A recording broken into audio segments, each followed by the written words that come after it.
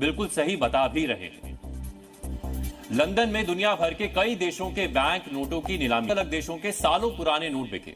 नीलामी में 10-10 रुपए के 2 भारतीय नोटों की नीलामी भी हुई।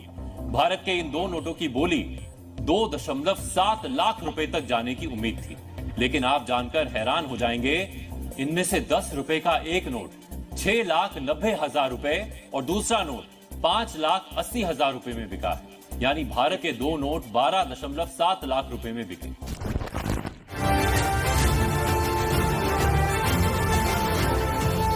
₹100 का सिक्का आपकी किस्मत को जगाने वाला है और आपकी गरीबी मिटाने वाला है।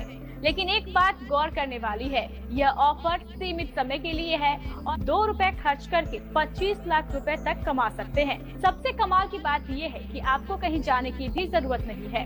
आपको सिर्फ घर बैठे ये काम करना होगा और ये कोई भी व्यक्ति, अगर आपके पास पुराने दुर्लभ सिक्के हैं तो आसानी से लखपति बन सकते हैं। ये कंडीशन में 1.5 लाख रुपए और इससे अच्छी कंडीशन मिले तो 2.5-3 लाख रुपए।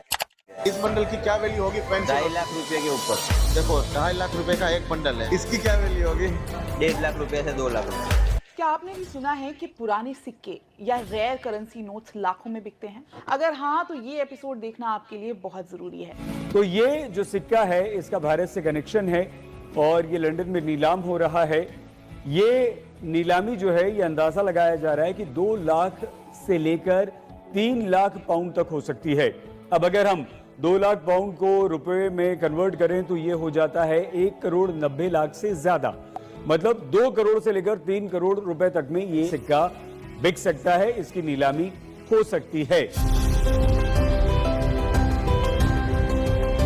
जरा सोचिए, अगर आपकी जेब में मौजूद एक मामूली सा सिक्का आपको माला माल बना दे तो? या फिर 1983 का सिक्का हुआ, या फिर 1991 वाला सिक्का हुआ, या फिर गेंडा छाप वाला कॉइन हुआ, 25 पैसे वाला या 50 पैसे वाले सिक्के हुए, तो ये सिक्के रेयर सिक्कों की कैटेगरी में आते हैं।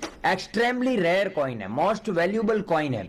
वहीं अगर आपके पास में ट्रैक्टर वाला नोट हुआ, इस नोट के बारे में यूट्यूबर सबसे ज्यादा भ्रांतियां फैली हुई, लेकिन इसकी सच्चाई यह है कि आपके पास में अमिताभ घोष के सिग्नेचर वाला नोट है, तो ये नोट बॉम्बे एग्जीबिशन में 2 लाख रुपए में बिका है।